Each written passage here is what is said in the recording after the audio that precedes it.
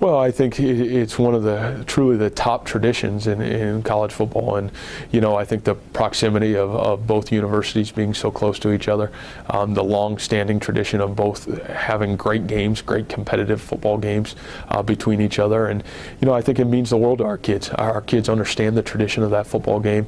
It's a tradition where our kids, the week of that game, get really excited about what unfolds and understanding how valuable that win is. Not only to them, but to the tradition and to the players that played in that game before them.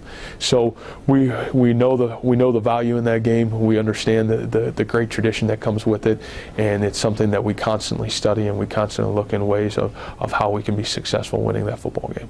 It's crazy rivalry. I mean, it keeps getting pushed up every year, which brings more people out, but I mean, we're just so close. We're 20 minutes away. I mean, we go up there to go to the mall and stuff, so you see guys in the team and stuff. But yeah, I mean, it's just like any other rivalry. You don't want to say you hate them, but you don't like them. You wait all year to play them. You wait all year to be in that game, and it's always the hardest hitting game, always the fastest paced game. And no matter what your record is, both teams are going to be playing to win.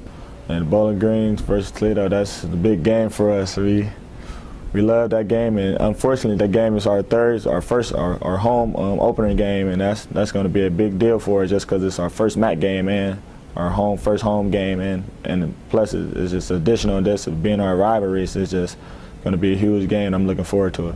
I mean, we're very fortunate at Bowling Green that that we have a great rivalry game like that, and I think at both schools we're very close. I think there's maybe 20 miles that separates the two institutions.